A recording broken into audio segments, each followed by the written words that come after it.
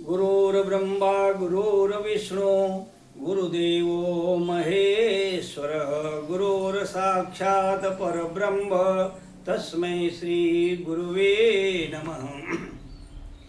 भक्तजनों, मेरा नाम बृजभूषण आर उपाध्याय, ज्योतिषाचार्य, यज्ञाचार्य, वास्तु शास्त्र विशेषज्ञ। भक्तजनों, आज की वीडियो का नाम है रामनवमी की महिमा। रामनवमी की महिमा 1 घंटा, 1 दिन, 1 सप्ताह, 1 वर्ष, क्या युगों युगों तक रामनवमी की महिमा गाते रहोगे, फिर भी रामनवमी की महिमा पूर्ण नहीं होगा।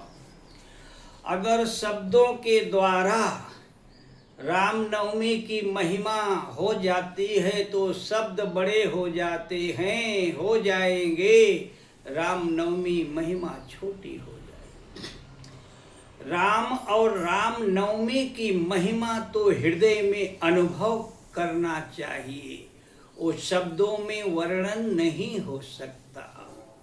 वर्णमाला में ऐसा कोई शब्द ही नहीं बना है कि राम और रामनवमी की महिमा का वर्णन हो सके। भक्तजनों, राम जी हमेशा दूसरे को मान देते थे, खुद अमानी रहते थे। राम जी महल में रहकर राजभोग पाते थे, फिर भी अपने राम तत्व में जगे हुए थे। वन में रहकर कंदमूल फल पाते हैं, जमीन पर घास फूस और पत्तों के ऊपर सोते हैं, फिर भी राम जी अपने परमानंद में मस्त रहते हैं। राम जी हमेशा मधुर वाणी बोलते हैं। राम जी से जो मिलने आता है, राम जी उसको बोलने का पहले अवसर देते हैं, तब तक उसकी बात सुनते हैं जब तक वो किसी की निंदा नहीं करता। अगर सामने वाला किसी की निंदा शुरू करता है तो राम जी उस बात को, उस टॉपिक को बदली कर देते हैं। राम जी न किसी की निंदा करते हैं, न किसी की निंदा सुनते हैं। राम जी कभी ऋषियों द्वारा सम्मानित होते हैं, कभी राक्षसों द्वारा अपमानित होने पर भी राम जी के हृदय में शोक नहीं होता। राम जी का शत्रुओं के प्रति भी द्वेष भाव नहीं था। रावण की मृत्यु के बाद राम जी ने विभीषण से कहा, महाराज, रावण का अंतिम संस्कार विधि विधान से होना चाहिए। विभीषण जी ने कहा, माता सीता का हरण करने वाला पापी भाई रावण का मैं अंतिम संस्कार नहीं करूंगा। राम जी ने कहा, आप नहीं करोगे तो रावण का अंतिम संस्कार मैं करूंगा। इसलिए भगवान राम को मर्यादा पुरुषोत्तम भगवान रामचंद्र जी कहा जाता है। फिर विभीषण ने रावण का अंतिम संस्कार किया। भक्तजनों, कुछ लोग कहते हैं राम जी ने अपनी पत्नी सीता का त्याग कर दिया। माता सीता जी से पूछा गया, क्या राम जी ने आपका त्याग किया? माता सीता जी कहती हैं, नहीं, राजा रामचंद्र जी प्रजा का विश्वास पाने के लिए अपनी महारानी सीता को उनकी इच्छा अनुसार ऋषि आश्रम में भेज दिया था। राम ने सीता का त्याग नहीं किया था। सीता के हृदय में राम का वास है, राम के हृदय में सीता का वास है। राम कभी भी सीता का त्याग नहीं कर सकते। भगवान रामचंद्र जी अपने महल में अपने आत्म राम तत्व में मग्न थे, ध्यानस्थ थे। उसी समय माता सीता का आगमन होता है। माता सीता राम जी को प्रणाम करती हैं। राम जी का ध्यान छूट जाता है। उस समय माता सीता गर्भवती थी। 4 महीने का बच्चा उनके गर्भ में पल रहा था। माता सीता ने प्रभु से कहा, प्रभु मुझे आपसे कुछ मांगना है। राम जी ने कहा, सीता मांग लो जो मांगना है।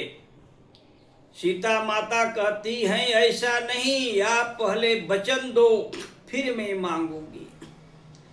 राम जी ने वचन दे दिया, जो मांगोगी वो मिलेगा।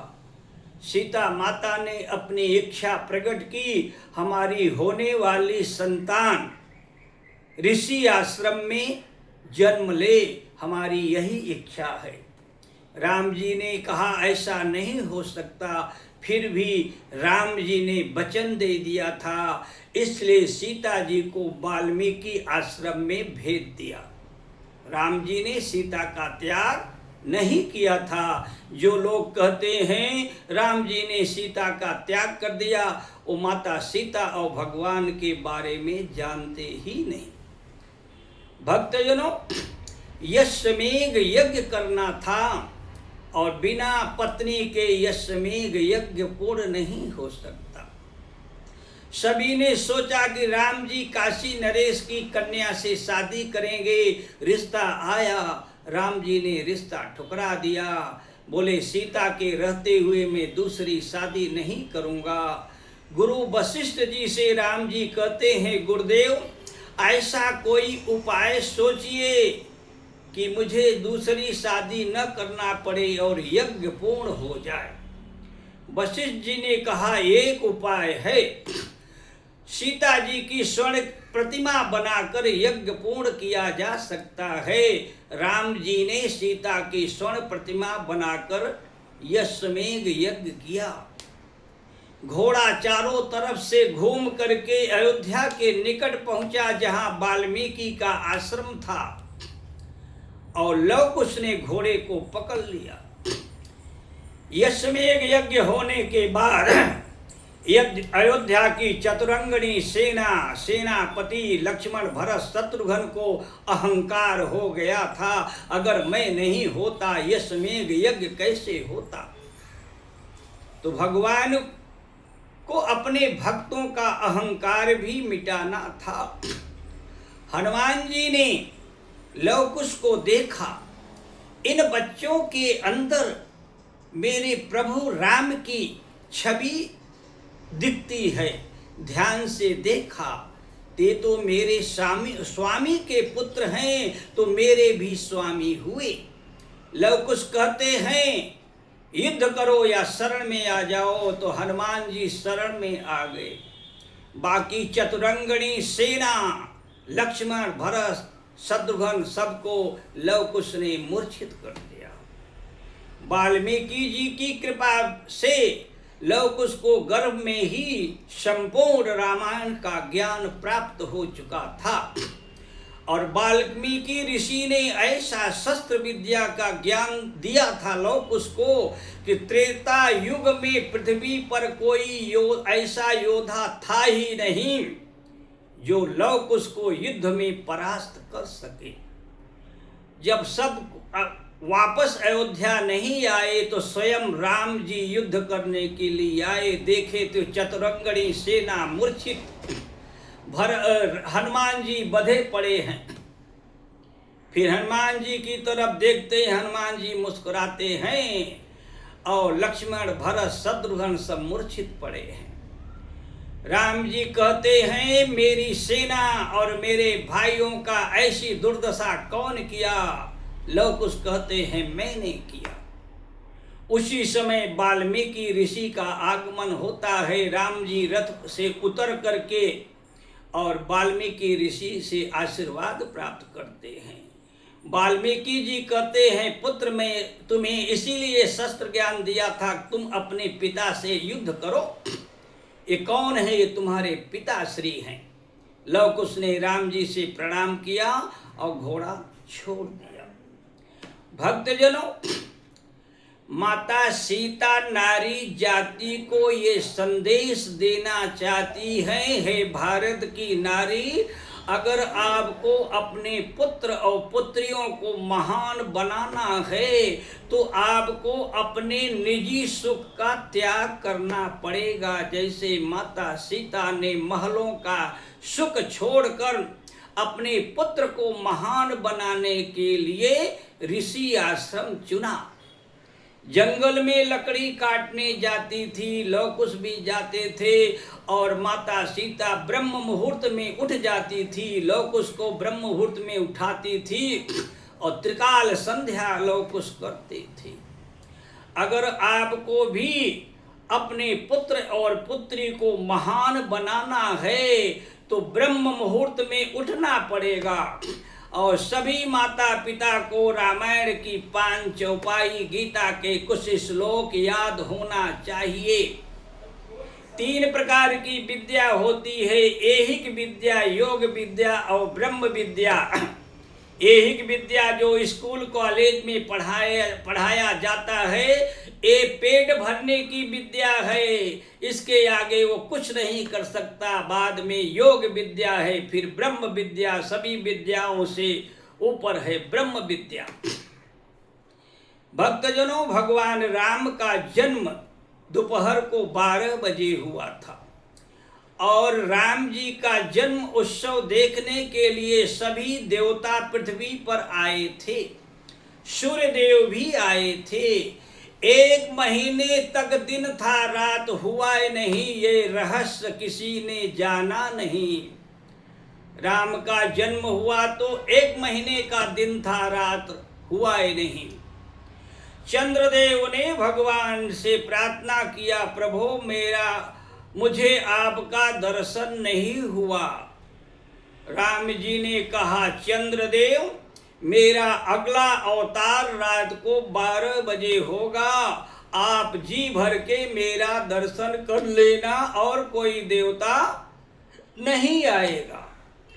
अरे चंद्रदेव, मेरे नाम के आगे आपका नाम लगेगा। इसलिए भगवान राम जी का एक नाम पड़ा श्री रामचंद्र भगवान, और कृष्ण जी के नाम के आगे लगता है कृष्ण चंद्र भगवान। और शिव जी तो चंद्रमा को अपने मस्तक पर धारण करते हैं। इसका रहस्य क्या है? इसका रहस्य ये है, माता अनुसुईया के 3 पुत्र, तीनों ब्रह्म ज्ञानी, दुर्वासा ऋषि, दत्तात्रेय और चंद्रमा।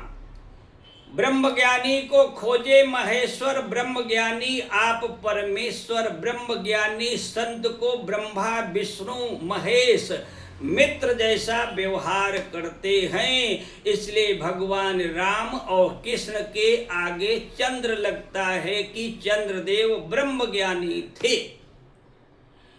भक्तजनों, ब्रह्मज्ञान की ये महिमा है। और भगवान रामचंद्र जी की ऐसी महिमा है कि हम लोग रामनवमी बनाते हैं, लेकिन असली रामनवमी कब होगा? जब ये जीवात्मा राम तत्व में जग जाएगा, जिस दिन, उस दिन असली रामनवमी होगा। हे भगवान राम, हे राजा राम, हे परमात्मा राम, हे सदगुरु राम, आपके चरणों में कोटि कोटि प्रणाम। जय श्री राम।